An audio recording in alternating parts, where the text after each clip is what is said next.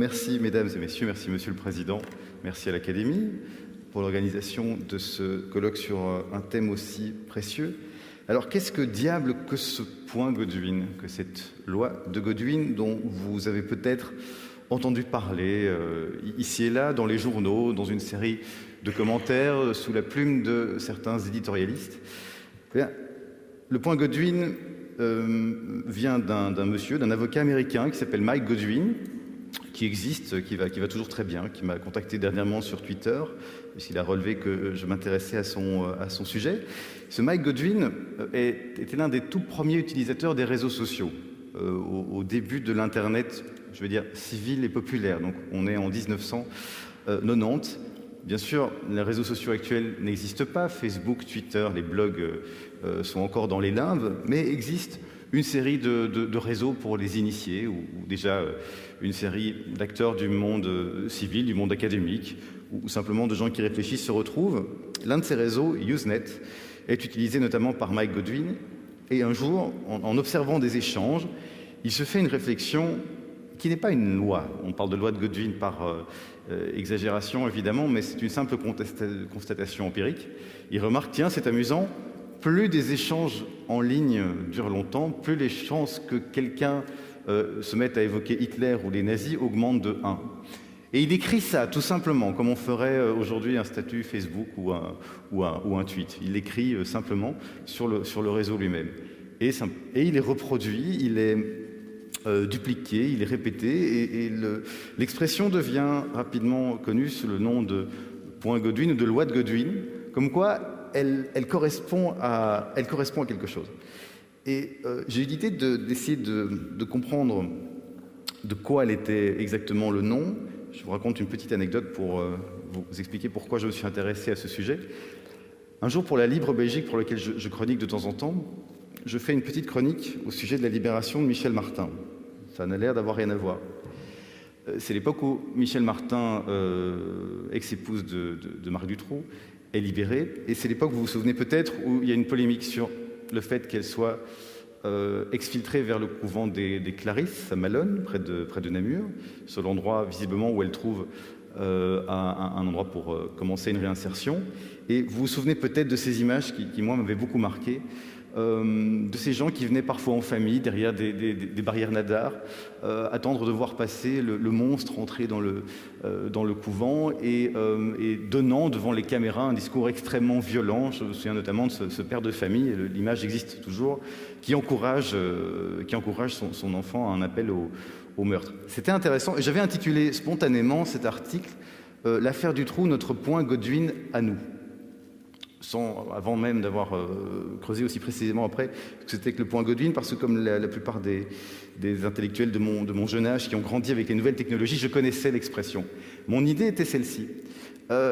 J'étais intéressé par le fait que, bien sûr, le cas de Marc Dutroux est réglé. C'est un psychopathe. Personne ne peut s'identifier à lui de près ou de loin, tout comme personne n'arrive spontanément à s'identifier à Hitler ou à des figures présentées nécessairement comme maléfiques. Le cas de Michel Martin était plus ennuyeux. Voilà une semi-orpheline dont le destin eût pu être différent, peut-on penser raisonnablement, si elle n'avait pas croisé le chemin de M. Dutroux. Et donc, il y a une possibilité d'identification à cette personne, même lointainement, même si ça n'excuse et ça ne pardonne en rien, évidemment, les actes qu'elle a commis ou qu'elle a laissé commettre. Mais ce qui est intéressant, c'est que, et je crois que c'est ça qui était refoulé très violemment, notamment par cette foule, si on admet l'idée que ce personnage qui a chuté, qui a fait les mauvaises rencontres et qui s'est laissé abandonner à une sorte de chef de meute, puisse faire le trajet inverse et puisse avoir une chance de réinsertion, c'est le rappel extrêmement désagréable que le chemin inverse est toujours possible, que nous pouvons tous tomber selon le milieu où nous grandissons, selon les rencontres que nous faisons, selon éventuellement notre manque de caractère, nous puissions faire le chemin dans l'autre sens. Et là, il y a un refoulement que j'ai trouvé intéressant et qui me semblait correspondre à une loi de Godwin à nous, bien belge, c'est-à-dire à un tabou fortement ancré. Certains politiciens ont pu le mesurer à leurs dépens ces derniers temps. Il est risqué, même de loin, d'évoquer encore aujourd'hui l'affaire Dutroux à la légère, et même les humoristes ici s'en gardent bien, parce qu'il y a quelque chose d'extrêmement touchy. Alors, pour revenir à Mike Godwin, d'un certain côté, il n'invente rien. Dès 1953, Le juriste et historien allemand Leo Strauss, dans un ouvrage que les philosophes, les juristes, les historiens connaissent bien, un grand classique qui s'appelle « Droit naturel et histoire », examine les écrits de Max Weber et s'adresse en 1953 à lui-même une mise en garde. Attention, dans mon examen, je devrais faire attention, dit-il, à ne pas tomber dans le reductio ad Hitlerum, c'est lui qui invente le terme. Il ne suffit pas, dit-il, que Hitler ait partagé un argument pour que celui-ci puisse être réfuté. La différence entre les deux notions, a priori, on pourrait penser que le point Godwin est une simple version 2.0 du reductio ad Hitlerum. Il y a quelque chose de spécifique tout de même qui est mis par effet de loupe par l'usage du web et des médias sociaux. Et si nous avons de plus en plus de polémiques liées à la liberté d'expression qui commencent à effleurer d'abord sur le web, ce n'est pas un hasard. Nous avons inventé avec Internet, avec les emails, avec les SMS également, une forme d'écrit, une forme de retour de l'écrit qui ne correspond en rien à l'écrit classique. C'est important parce que c'est notamment vis-à-vis de l'écrit classique que la plupart des lois, il s'agit des lois contre la diffamation ou des lois qui répriment l'incitation à la haine, le racisme, le négationnisme, avaient été élaborées. On imaginait, au moment où ces lois étaient faites, que lorsque vous étiez poursuivi pour des écrits, vous l'étiez pour des écrits que vous aviez délibérés, réfléchis, écrits. On n'imaginait pas que vous puissiez être poursuivi pour un tweet, une citation sur Facebook, quelque chose qui, peut-être dans votre esprit, a la simple valeur d'une insulte au volant ou d'un moment d'égarement. Voilà que sur Internet, d'une part, les échanges peuvent avoir l'air beaucoup plus violents parce que quand vous surplombez des écrits, on a tous eu l'expérience, vous recevez un mail, s'il est écrit un peu sèchement, un peu vite, vous pouvez vite avoir une impression qu'il y a quelque chose de sec qui vous est adressé. C'est pour ça que de plus en plus, on se sent obligé d'ajouter des smileys un petit peu partout pour être sûr que la personne qui reçoit un message ne le prenne pas mal. C'est parce que dans cette communication-là, et c'est en miroir ce que Habermas avait essayé de développer en montrant les conditions d'une argumentation et d'une discussion rationnelle, c'est qu'une discussion, ce n'est pas juste des échanges de pensées écrites, c'est tout autre chose. Je suis en train de vous parler et en vous parlant, je vois comment vous réagissez, je vois des mimiques, je vois certains que ça intéresse, d'autres qui sont peut-être agacés. Il y a du liant, il y a de la communication non verbale. Il y a tout ce qui fait qu'un propos n'est pas pris tout à fait tel quel, sèchement dans la vraie vie, et qui dans le monde virtuel, tout cela est mis entre parenthèses, tout cela est annihilé, et vous pouvez très facilement vous voir retrouver réduit à votre page Wikipédia, à une déclaration que vous auriez faite sur Facebook. D'une part, il y a ça. Il y a le fait qu'il y a une radicalité des échanges en loupe qui est produite sur le web. Deuxièmement, malgré tout, dès que la discussion prend un tour un petit peu politique, la loi de Godwin peut se vérifier assez aisément. C'est vrai qu'il y a un moment où on emprunte culturellement des arguments au bestiaire de la Seconde Guerre mondiale. Ce n'est pas seulement la figure d'Hitler. Ça peut être se dire que dans les années 30, ça avait commencé comme ça. Ça peut être faire une série de comparaisons entre la politique des étrangers et les premières mesures du Troisième Reich. Ça peut être le retour de tout ce qu'on a de la politique de Pétain. Ça peut s'infiltrer sur énormément d'aspects et ça montre quelque chose qui est le rappel simplement que notre culture postmoderne est héritière de la Seconde Guerre mondiale. Et on est toujours dans les codes. C'est toujours ce qui nous fonde culturellement et moralement. On pourrait se demander pourquoi et pourquoi ça influe jusque dans notre langage courant.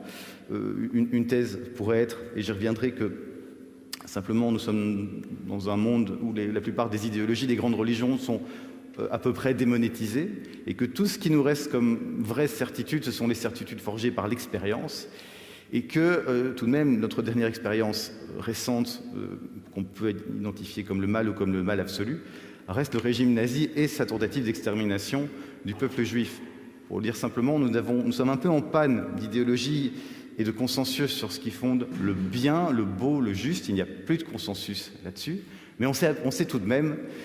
On a tout de même une boussole du mal qui est extrêmement puissante parce qu'elle est forgée dans l'expérience et qu'elle est relativement irréfutable, ce qui explique pourquoi nous tentons, à tort ou à raison, plutôt à raison je pense, mais il faudrait mieux l'expliquer de mon point de vue, de protéger tout cela par la loi, par une sacralisation qui, espère-t-on, puisse faire échapper l'événement aux affres du temps.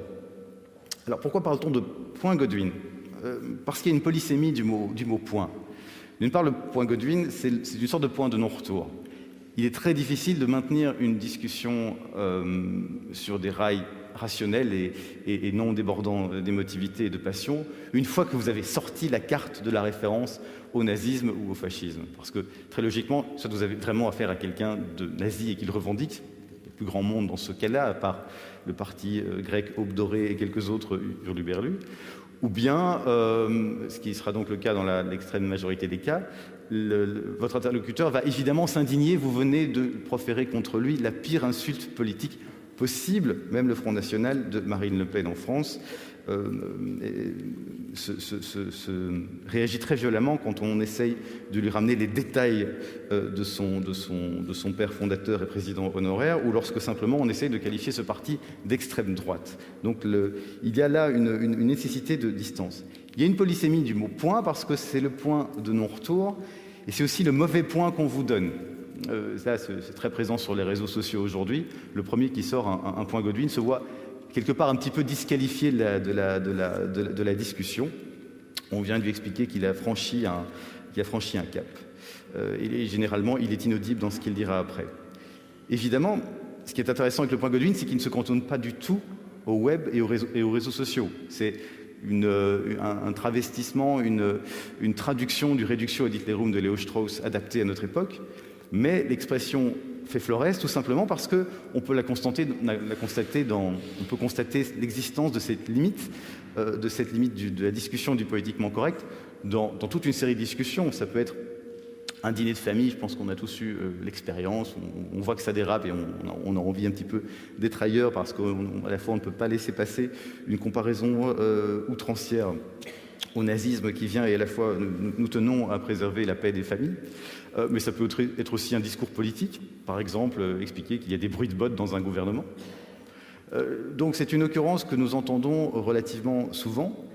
Et pour la comprendre, il y a deux choses. Il y a la manière dont nous concevons la liberté d'expression aujourd'hui et il y a ce qu'il y a de profondément refoulé et peut-être non examiné dans ce qu'est vraiment la référence nazie.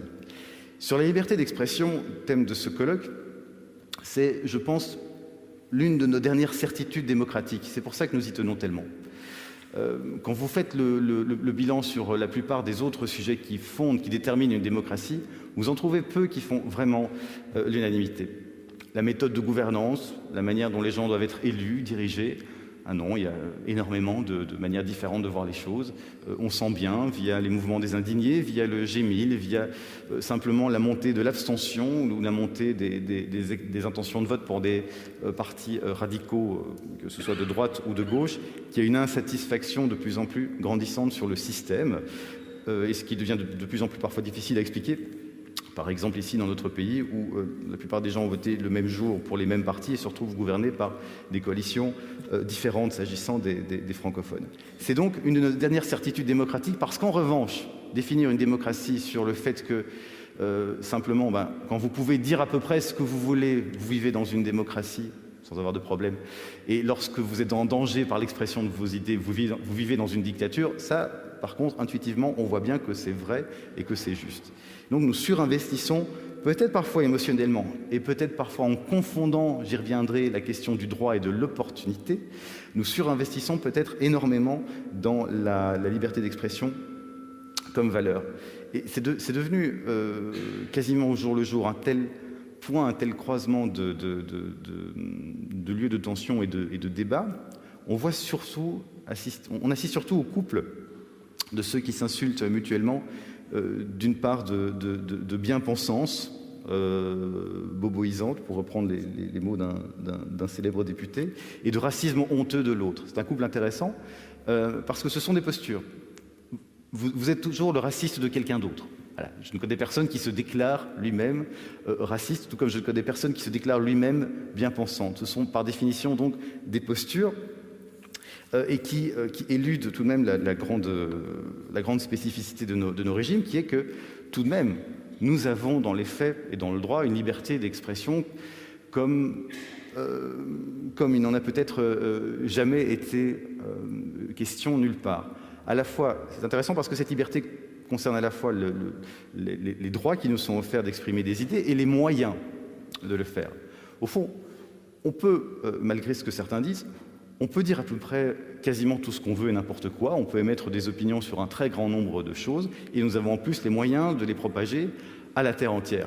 Il est amusant de constater que dans les années 50, par exemple, ce que nous appelons réseaux sociaux aujourd'hui était d'une certaine manière fantasmé, et qu'il y avait une croyance que forcément, mais comme toutes les grandes libertés, avant qu'on les conquiert et que on s'aperçoive que ce n'est pas aussi simple que ça et que l'utilisation des libertés offre offre une myriade d'autres problèmes, que jaillirait à chaque fois la lumière du choc de la confrontation des idées. On n'imaginait pas que les réseaux sociaux et que les libertés d'expression et le fait de pouvoir partager ces états d'âme avec la planète entière donneraient d'abord lieu à finalement des choses assez mesquines, des petites insultes ou des prises de positionnement diverses et variées.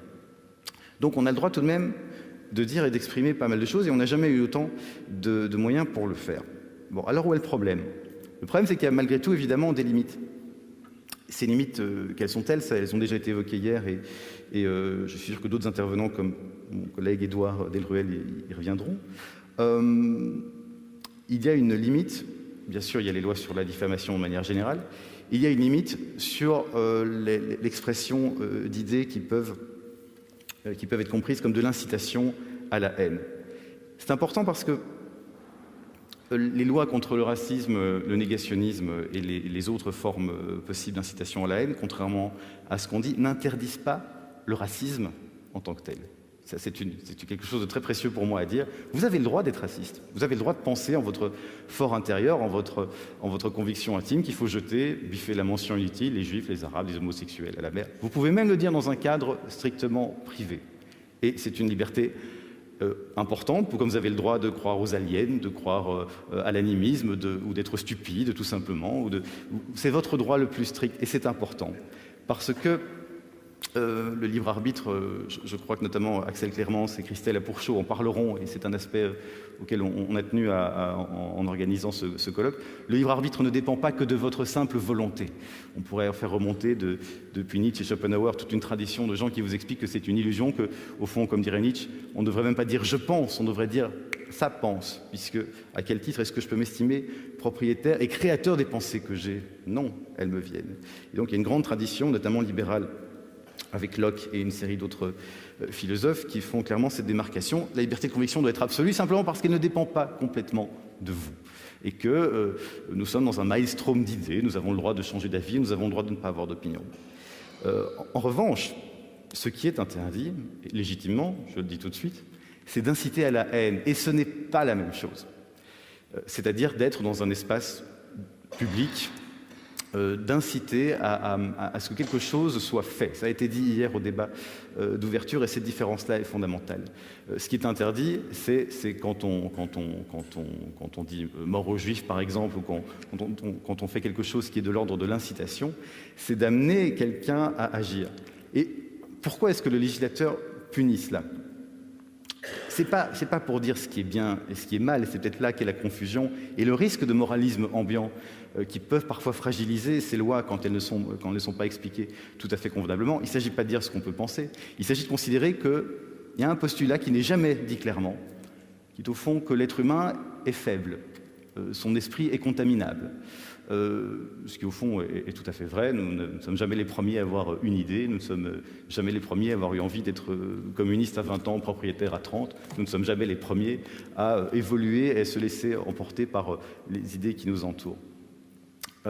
Mais au lieu de dire que le racisme ou que l'homophobie c'est mal, point final, le législateur considère que, comme les esprits humains sont faibles et malléables, si nous laissons se diffuser trop une idée d'appel à la haine, quelqu'un, et malheureusement parfois ça arrive, donc le raisonnement a du sens, quelqu'un va finir par passer à l'acte. En fait, ces lois, l'air de rien, ne préviennent pas, n'expliquent pas ce qu'il faut penser ou ne pas penser, elles préviennent contre le passage à l'acte physique, contre quelqu'un en vertu de son identité, que cette identité soit raciale, philosophique, de genre ou culturelle.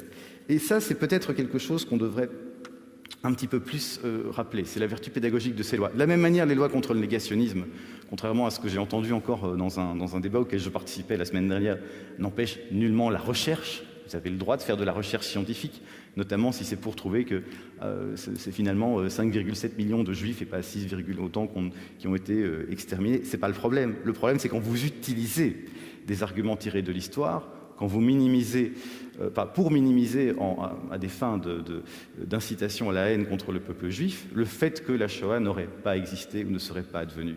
C'est à chaque fois l'intention qui va être jugée, et c'est pour ça que c'est à chaque fois des tribunaux qui seront in fine compétents. Et c'est important aussi. À cette époque, le débat a eu lieu notamment au moment hier entre Eddy Kakelberg et Tariq Ramadan, où au fond, ce qui est tangent, notamment via les lois contre le racisme, c'est qu'elles constituent ce lieu, ce carrefour entre l'intention et l'acte. C'est là que le point Godwin est intéressant comme référence, parce qu'il sert à traquer l'intention partout où elle peut se trouver. Au fond, on cherche à voir parmi des déclarations qui sont faites, notamment d'hommes politiques, quelles sont leurs intentions, est-ce qu'ils ont dans leur tête un schéma particulier. Peut-être qu'à cet égard, on confond parfois un petit peu la différence entre le droit et l'opportunité.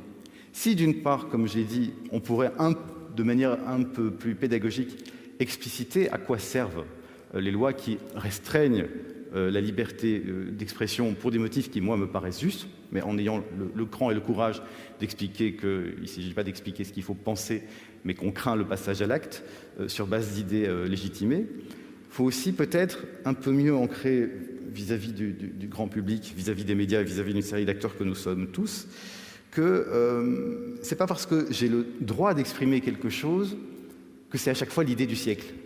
Or, on a l'impression que les utilisations de liberté d'expression se résument souvent à ça, qu'il s'agisse d'un mot, qu'il s'agisse d'une parole, qu'il s'agisse d'une tenue vestimentaire. Je fais ceci parce que j'en ai le droit et pour montrer que j'en ai le droit. Et par l'expression de ce droit, je manifeste mon identité. Mais avoir le droit de faire quelque chose est une chose, se dire que c'est à chaque fois la meilleure idée dans le contexte en est une autre.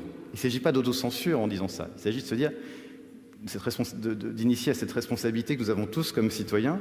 Tiens, dans ce que je vais dire, dans ce que je vais amener dans le débat public, surtout si vous faites partie des gens qui ont une parole publique, est-ce que ce que je vais dire va amener quelque chose d'intéressant? Ou est-ce que je le fais juste pour montrer que je peux le faire? Est-ce que je le fais juste parce que quelqu'un a mis une pancarte sur le gazon en disant de ne pas marcher sur le gazon et que juste pour ça, je vais marcher sur le gazon alors que je ne l'aurais pas fait si je n'avais pas vu la pancarte? Là aussi, il y a quelque chose qui nous manque dans la manière de maîtriser notre rapport à la liberté d'expression. Alors, je m'en voudrais de ne pas parler un tout petit peu tout de même des nazis. Pourquoi est-ce qu'il y a ce référent culturel aussi fort, aussi effrayant, aussi glaçant, mais aussi fascinant et attirant?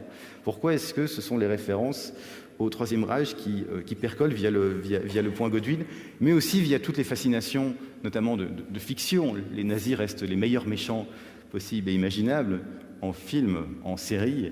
Il y a quelque chose qui fascine, et il est de notre devoir, je crois, au-delà du fait de nous dire qu'ils sont méchants, évidemment, d'essayer de voir le lieu de cette fascination et de ce trouble.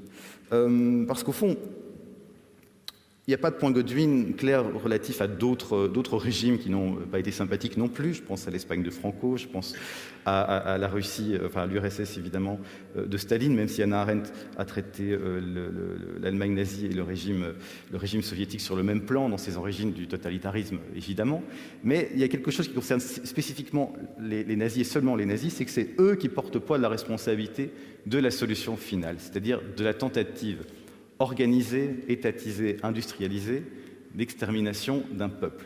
Que non seulement cette tentative a été avérée, on pourrait jusque-là faire d'autres parallèles avec d'autres génocides existants dans l'histoire, mais elle répond à d'autres conditions. Elle répond à la condition de s'inscrire déjà dans notre modernité à nous et dans notre histoire récente, dans une époque déjà mondialisée. Et surtout, elle a été jugée et condamnée à Nuremberg, ce qui n'est pas le cas d'une série d'autres crimes que j'ai précités. Il y a eu une condamnation morale, il y a eu la création des catégories de génocide et de crimes contre l'humanité, et c'est ça, au fond, c'est pas le crime seulement lui-même, c'est ce que nous en avons fait, c'est le fait qu'il y ait une réprobation morale juridique actée, qui crée l'horizon culturel et l'horizon juridique qui est le nôtre. On pourrait faire, ce serait un peu vertigineux, l'essai de se dire, mais au fond, si les nazis avaient gagné la guerre, imaginons, et que une sorte de grande Espagne franquiste totalitaire ait jeté son dévolu sur l'Europe, l'histoire est évidemment impossible à refaire, mais ce qui est sûr, c'est qu'il n'y aurait pas eu de catégorie de création des crimes de génocide et de crimes contre l'humanité au tribunal de Nuremberg en 1945, puisqu'il ne se serait pas advenu. Il ne serait en plus pas advenu dans la foulée de la victoire. Donc on peut se demander tout simplement, et oui, cette question est un peu dérangeante et vertigineuse, si simplement nos référents culturels seraient les mêmes. Poser cette question n'est pas forcément y répondre, mais elle nous invite en tout cas à y réfléchir. L'Allemagne nazie porte la responsabilité de la solution finale, raison pour laquelle elle est ce référent du mal absolu. Et cette solution finale, elle a deux caractères qui expliquent pourquoi elle constitue une sorte d'horizon indépassable. Et quand je dis ça, je ne dis pas qu'il faut la dépasser. Il faut garder sans doute des totems et des tabous. Ça ne dispense pas de comprendre pourquoi ce sont des totems ou des tabous, tout simplement. D'une part, cette extermination, ce génocide a été progressif et planifié, même si je sais que les décisions d'extermination telles quelles datent de la conférence de Wannsee en 1941. L'Allemagne nazie, dès 1933, s'en est pris progressivement au peuple juif. D'abord en les privant de certains droits, puis en les privant de tenir commerce, en les forçant à arborer des étoiles jaunes, et puis peu à peu en les privant de leur statut d'être humain, et même en annihilant complètement leur corps. C'est quelque chose de très progressif, et ce caractère progressif, lié à l'intention, on le retrouve toujours aujourd'hui dans la suspicion, c'est-à-dire que en relevant des points Godwin ou en s'élevant contre la menace fasciste ou nazie qu'on peut voir ici et là ou qu'on peut deviner ici et là, on n'a même pas besoin de preuves. Le caractère progressif, ce syndrome de la réaction en chaîne est tellement profondément ancré qu'il y a une sorte de légitimation à penser que j'ai le droit de désigner le nazi avant que même lui ait compris qu'il est nazi. Et vous voyez bien que ça peut nous amener loin à confondre les intentions et les actes. Le deuxième caractère très fort de ce génocide est son absolu nihilisme ontologique, et c'est ça qui est très important. Voilà un génocide, voilà un massacre qui a été commis au nom d'une idéologie liée à la force, à la consistance, à la pureté, à l'homogénéité, et à une sorte au sens non nietzschéen, je le précise, mais une sorte de manifestation de la volonté de puissance. On a tué pour montrer qu'on pouvait tuer. On a exterminé pour montrer qu'on pouvait exterminer. Et je crois qu'il y a quelque chose de l'ordre de cela, c'est-à-dire de l'ordre du rapport à la force qui se manifeste par le fait qu'elle est en roue libre. Vous savez, on dit souvent il n'y a pas d'amour, il n'y a que des preuves d'amour. J'ai une tendance à penser que de la même manière, il n'y a peut-être pas de mal. Il y a un mal radical et une volonté de puissance très forte qui est assistée par une série de volontés beaucoup plus serviles et faibles. Et la preuve, c'est que l'intention subsiste même en dehors des événements. Dans un autre génocide qui est le génocide rwandais, donc le génocide des Tutsis, il y a un journaliste, Jean Hatzfeld, qui a écrit un petit livre qui s'appelle « Une saison de machette », extrêmement fort, où il est allé voir des génocidaires en prison. Il est aussi parlé à des victimes, et il trouve une cultivatrice rwandaise qui a cette citation que je trouve très forte, à savoir le génocide est plus fort que la guerre, parce que la guerre est toujours la condition de la commission d'un génocide, parce que l'intention, elle, dure pour toujours. Et c'est ça, évidemment, après lequel nous courons, et c'est ça qui bride et qui cadre, parfois à bon escient, parfois non, notre liberté d'expression. C'est que nous cherchons à donner du sens. Un grand nombre de fictions se sont évidemment déployées sur le champ de la Seconde Guerre mondiale, parfois en tentant de donner du sens. On a pu critiquer, par exemple, la liste de Schindler parce que, alors que la Shoah n'a pas de sens en elle-même d'autre que la destruction pour la destruction, via certains symboles comme le petit manteau rouge de la petite fille du ghetto, vous voyez qui est la seule touche de couleur du film, on essaie de dire que quand même il y a une forme de happy end qui peut être trouvée. Tout comme on a beaucoup réinterprété Anne Frank, alors que son histoire est en fait affreuse, qu'elle se fait déporter et tuer tout simplement, un grand nombre d'exploitations, notamment au théâtral, essaient de ressusciter quelque chose comme une histoire et de tirer une morale de l'histoire, même là où il ne peut pas y avoir de morale, par définition, parce que l'histoire est abominable et qu'à part plus jamais ça, nous sommes vite à court d'arguments pour en tirer une quelconque morale. Et c'est ça qui est dérangeant et intéressant à creuser. C'est qu'il y a dans l'idéologie nazie qui arborait et qui adorait cultiver quelque chose, je sais que le mot peut choquer, mais il y a de ça, quelque chose de l'ordre du sacré dans leur idée. Quand vous songez aux marches au flambeau, quand vous songez aux costumes, notamment le costume SS dessiné par Hugo Boss, quand vous songez à toute cette liturgie, à cette fascination autour du personnage du chef, à ce Reich qui doit durer 1000 ans, vous avez quelque chose de l'ordre de la fascination du sacré et quelque chose de l'appel de la meute. Et ce n'est pas un hasard si, au bout de... Je peux encore prendre 5 minutes, Monsieur le Président, je suppose. Disons 3, parfait. Au bout après la Seconde Guerre mondiale, vous avez eu 2 types de choses. Vous avez eu la construction de normes de droit, notamment de droit international comme la Déclaration universelle des droits de l'homme. Vous avez eu des recherches qui ont essayé de comprendre, de s'intéresser au conformisme humain, qui est la clé. Hannah Arendt, par exemple, dans ses origines du totalitarisme, et surtout dans son écrit, dans son reportage du procès Eichmann. Et c'est le procès Eichmann qui a changé énormément de choses parce qu'il a changé la manière dont on a vu la mémoire. Pendant les années 50, on ne voulait plus parler de la guerre, qu'il s'agisse des survivants, qu'il s'agisse des anciens nazis évidemment, et qu'il s'agisse des témoins.